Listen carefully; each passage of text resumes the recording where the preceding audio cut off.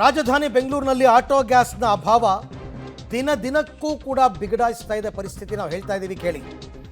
ನಗರದ ಯಾವ ಬಂಕ್ಗಳಲ್ಲೂ ಸಿಗ್ತಿಲ್ಲ LPG, ಎಲ್ಲೂ ಇಲ್ಲ. ಕಂಠೀರವ ಸ್ಟುಡಿಯೋ ಹತ್ರ ಒಂದು ಬಂಕು, ಅಲ್ಲೂ ಅಗೈನ್ ನೋ ಸ್ಟಾಕ್ ಬೋರ್ಡ್.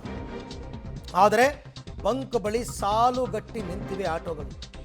ಬರುತ್ತೆ, ಸ್ಟಾಕ್ ಬರುತ್ತೆ, ಒಂದು ಸರ್ತಿ ಸ್ಟಾಕ್ ಬಂದ್ಬಿಟ್ರೆ ನಮಗೆಲ್ರಿಗೂ ಗ್ಯಾಸ್ ಸಿಕ್ಬಿಡುತ್ತೆ ಅಂತ ಆಸೆ ಕಂಗಳಿಂದ ಪಾಪ ಆಟೋ ಚಾಲಕರು ಕಾಯ್ತಾ ಇರ್ತಕ್ಕಂಥ ಪರಿಸ್ಥಿತಿ. ಆದರೆ ಅವ್ರು ನೋ ಸ್ಟಾಕ್ ಬೋರ್ಡ್ ಹಾಕಿದ್ರು ಅಲ್ಲಿಂದ ಕದಲ್ತಾ ಇಲ್ಲ ಆಟೋ ಚಾಲಕರು. ಬೆಂಗಳೂರಿನಲ್ಲಿ ಈಗ ಬಂಕ್ಗಳಲ್ಲಿ LPG ಆಟೋ ಗ್ಯಾಸ್ ಸಿಗದೆ ಪರದಾಟ ಶುರುವಾಗಿದೆ. ಕಳೆದ 3 ವಾರಗಳಿಂದ ಆಟೋ ಡ್ರೈವರ್ಸ್ಗಳ ಪರದಾಟ ಹೆಚ್ಚಾಗಿದೆ. ಅದರಲ್ಲೂ ಕೂಡ ಇತ್ತೀಚೆಗೆ ಬೆಂಗಳೂರಿನಲ್ಲಿ 30 to 40% ಅಷ್ಟು ಆಟೋಗಳ ಓಡಾಟವೇ ಡೌನ್ ಆಗಿದೆ. ಆ್ಯಪ್ಗಳಲ್ಲಿ ಕೂಡ ಸಿಗ್ತಾ ಇಲ್ಲ. ನಾವೀಗ ಕಂಠೀರವ ಸ್ಟುಡಿಯೋ ಬಳಿ ಇರುವಂತಹ ಬಂಕ್ ಅಲ್ಲಿ ಇದೀವಿ. ಇಲ್ಲಿ ಕೂಡ ನೋ ಸ್ಟಾಕ್ ಬೋರ್ಡ್ ಕಳೆದ 2 ದಿನಗಳಿಂದ ಈ ಗ್ಯಾಸ್ ಬಂಕ್ ಅಲ್ಲಿ ಸಿಗ್ತಾನೆ ಇಲ್ಲ ಅನ್ನುವಂತಹ ಪರಿಸ್ಥಿತಿ. ಇನ್ನೊಂದು ಕಡೆಗೆ ಇಲ್ಲಿ ಸುತ್ತಮುತ್ತ ನೀವು ನೋಡ್ತಾ ಇರಬಹುದು, ಗ್ಯಾಸ್ ಖಾಲಿ ಆಗಿರೋದ್ರಿಂದ ಬಂಕ್ಗಳಲ್ಲೇ ಆಟೋವನ್ನ ಪಾರ್ಕ್ ಮಾಡಿ ನಿಲ್ಲಿಸಿದ್ದಾರೆ. ಏನ್ ಮಾಡೋದು ದಿನದ ದುಡಿಮೆಗೆ ಅನ್ನುವಂತಹ ಟೆನ್ಷನ್ ಈಗ ಆಟೋ ಚಾಲಕರದು.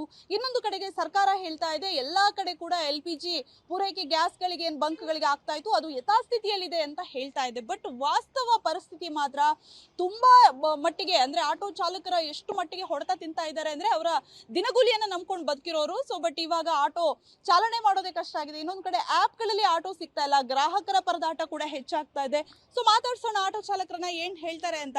ಸರ್, ಇವಾಗ 2 ದಿನದಿಂದ ಇಲ್ಲಿ ಸಿಗ್ತಾ ಇಲ್ಲ, ಎಲ್ಲ ಬೆಂಗಳೂರಲ್ಲಿ ಆಲ್ಮೋಸ್ಟ್ 30 to 40% ಆಟೋ ಡೌನ್ ಆಗಿದೆ. ಹೌದು ಮೇಡಮ್, ಇವಾಗ 10 ಬಂಕ್ಗಳಲ್ಲಿ 2 ಬಂಕ್ಗಳು ಮಾತ್ರ ಗ್ಯಾಸ್ ಆಗ್ತಾ ಇದಾರೆ. ಬೆಂಗಳೂರಲ್ಲಿ ಟೋಟಲ್ ಲಕ್ಷಾಂತರ ಆಟೋಗಳಿದೆ.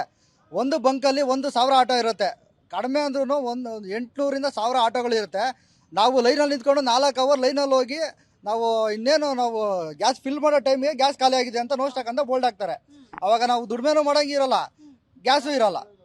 ಈ ತರ ಪರಿಸ್ಥಿತಿ ನಮ್ಮ ಬೆಂಗಳೂರಲ್ಲಿ ನಾವು ಆಟೋ ಚಾಲಕರು ಅನುಭವಿಸ್ತಾ ಇದ್ದೀವಿ. ಆಟೋ ಚಾಲಕರು ಪರ್ಯಾಯವಾಗಿ ಬೇರೆ ದುಡಿಮೆಗೆ ಹೋಗ್ತಾ ಇದ್ದಾರೆ ಅಂತ ಸುದ್ದಿ ಕೇಳ್ತಾ ಇದ್ದೀವಿ. ಬೇರೆ ದುಡಿಮೆ ಮಾಡೋಕ್ಕಾಗಲ್ಲ ಮೇಡಮ್. ಬೇಡ ಅಂತೀವಿ. ಎಷ್ಟು ದಿನ ಒಬ್ಬರು ಕೆಲಸ ಕೊಡ್ಬೋದು, ಇಬ್ಬರು ಕೆಲಸ ಕೊಡ್ಬೋದು. ಲಕ್ಷಾಂತರ ಜನ ಕೆಲಸ ಕೊಡೋಕ್ಕೆ ಬೆಂಗಳೂರಲ್ಲಿ ಯಾರಿಗೂ ಕೊಡಲ್ಲ ಮೇಡಮ್. ಅಷ್ಟು ಯಾರಿಗೂ ಅಷ್ಟು ಇದಿರಲ್ಲ. ಈ ಪರಿಸ್ಥಿತಿ ಏನಂದ್ರೆ ನಮಗೆ ಗ್ಯಾಸ್ ಇದ್ರೆ ನಾವೇನೋ ಮಾಡ್ಬೋದು. ಗ್ಯಾಸ್ ರೇಟು ಎಚ್ಚರಿಕೆ ಇದೆ. 54 ರೂಪಾಯಿ ಇರೋದನ್ನ 105 ರೂಪಾಯಿ ಮಾರ್ತಾ ಇದ್ದಾರೆ. ಆಮೇಲೆ ಪೆಟ್ರೋಲ್ ಹಾಕೊಂಡು ಓಡಿಸೋಕ್ಕೂ ಆಗಲ್ಲ. ಪೆಟ್ರೋಲಲ್ಲಿ ಮೈಲೇಜ್ ಬರಲ್ಲ. ಈ ಡೀಸೆಲಲ್ಲಿ ಮೈಲೇಜ್ ಬರುತ್ತೆ. ಅದಕ್ಕೋಸ್ಕರ ಪ್ರಾಬ್ಲಮ್ ಆಗಿದೆ ನಮ್ಗೆ. ಇದು ಪರಿಹಾರ ಅಂದರೆ ನಮಗೆ ಗ್ಯಾಸ್ ಬೇಕೇ ಬೇಕು. ಗ್ಯಾಸ್ ಇಲ್ಲ ಅಂದ್ರೆ ಬೇರೆ ಪ್ರಾಬ್ಲಮ್ ಇಲ್ಲ. ಇಂಥ ಮೂಮೆಂಟಲ್ಲಿ ಸರ್ಕಾರದಿಂದ ಏನಾದರೂ ಸ್ವಲ್ಪ ಪರಿಹಾರ ಕೊಡಬೇಕು. ಈ ಕೋವಿಡ್ ಟೈಮಲ್ಲಿ ಕೊಟ್ಟಿದ್ರು 5,000 2 ಸಲ ಕೊಟ್ಟಿದ್ರು, 5,000 ಕೊಟ್ಟಿದ್ರು, ಒಂದ್ಸಲ ಇನ್ನೊಂದ್ಸಲಿ ಇದ್ದಾಗ 3,000 ಕೊಟ್ಟಿದ್ರು. ಇಂಥ ಪರಿಸ್ಥಿತಿಯಲ್ಲಿ 105 ರೂಪಾಯಿ ಆಗಿದೆ. ಇಷ್ಟೊಂದೆಲ್ಲ ಹಾಕಿಸ್ಕೊಂಡು ಜೀವನ ಮಾಡೋದು ತುಂಬ ಕಷ್ಟ ಇದೆ. ಹಂಗಾಗಿ ಸರ್ಕಾರದಿಂದ ಏನಾದರೂ ಅಟ್ಲೀಸ್ಟ್ ಇವನ್ನೆಲ್ಲ ಸ್ವಲ್ಪ ಬಗೆಹರಿಯಾಗಂಟ ಸ್ವಲ್ಪ ಏನಾದರೂ ಕೊಡೋದು ಉತ್ತಮ ಅಂತ ನಮ್ಮ ಅಭಿಪ್ರಾಯ. ಎಷ್ಟು ದಿನದಿಂದ ನಿಮ್ಗೆ ಎಷ್ಟು ಬಾಡಿಗೆ ಬರ್ತಾ ಇತ್ತು? ಈಗ ಏನು ಸಿಗ್ತಾ ಇಲ್ಲ ನಿಮ್ಗೆ? ಏನು ಸಿಗ್ ನಾನು ಗಾಡಿಗೆ ಈಗ ಬರ್ತಾ ಇದ್ದೀನಿ, ಹೋಗ್ತಾ ಇದ್ದೀನಿ. 3 ದಿವಸ ಆಗೋಯ್ತು. 3 ದಿವಸದಿಂದ ದುಡಿಮೆ ಇಲ್ಲ. ನಮ್ಮದು ಹೆಂಗೆ ಜೀವನ ನಡೆಸೋದು, ನಮ್ಮ ಸಂಸಾರ ತೂಗೋದು ಕಷ್ಟ ಇದೆ. ಇವಾಗ ಹಿಂಗೆ ಆಗ್ಬೇಡ, ಭಾಳ ಕಷ್ಟ ಆಗ್ಬಿಡೋ ಜೀವನ. ಇವಾಗ ನಮ್ಮ ಡ್ರೈವರ್ಸು ಬೇರೆ ನಮಗೆ ಕೆಲಸಕ್ಕೆ ಆಗಲ್ಲ. ಇವಾಗ ಆಟೋ ಬಿಟ್ಟರೆ ನಮಗೆ ಬೇರೆ ಇದಿಲ್ಲ, ದುಡಿಮೆ ಗೊತ್ತಿಲ್ಲ. ಇದೇ ಹಿಂಗೆ ಆಗ್ಬಿಟ್ಟ ಅಂದರೆ ನಮ್ಮ ಜೀವನ ನಡೆಯೋದು ಕಷ್ಟ ಆಗ್ಬಿಟ್ಟಿದೆ. ಬೇಜಾನ್ ಕಷ್ಟ ಆಗ್ಬಿಟ್ಟಿದೆ. ಇದಿಷ್ಟು ಆಟೋ ಚಾಲಕರು ಹೇಳ್ತಾ ಇರುವಂತಹ ಮಾತು. ಕ್ಯಾಮರಾ ಪರ್ಸನ್ ಮಂಜು ಜೊತೆ ಪವಿತ್ರ ಕಟ್ತಲ, ಪಬ್ಲಿಕ್ ಟಿವಿ, ಬೆಂಗಳೂರು.